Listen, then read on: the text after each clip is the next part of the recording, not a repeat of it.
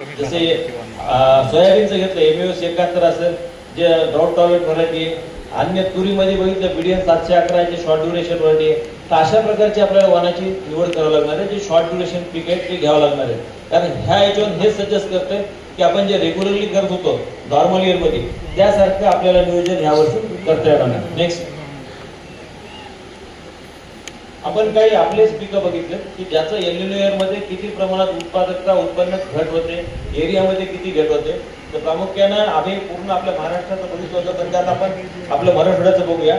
साधारणतः आपल्या पहिल्या याच्यामध्ये कपाशीमध्ये बघितलं आपण ते एल्निनो इयर मध्ये जवळपास एरिया जो आहे तो सगळ्यात मोठा एरिया घट होतो लातूर जिल्हा, त्याच्यानंतर धाराशिव, नांदेड आणि एक हिंगोली.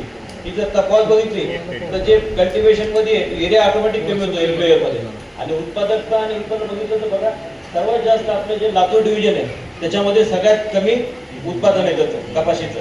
आणि खालच्या याच्यामध्ये तक्त्यामध्ये बघितलं आपण की सगळ्यात वीक, मॉडरेट आणि स्ट्रॉंग हे ते 3 प्रकारचे एल्निनो इयर होते. तर याच्यामध्ये कुठल्या याच्यामध्ये विभागामध्ये म्हणा काही जिल्ह्यामध्ये आपल्याला सामना करावा लागला तर सगळ्यात जास्त जे स्ट्रॉंग एल्निनो इयर आहे तिथं 50% जास्त तुमचं उत्पादन घटलेलं आहे.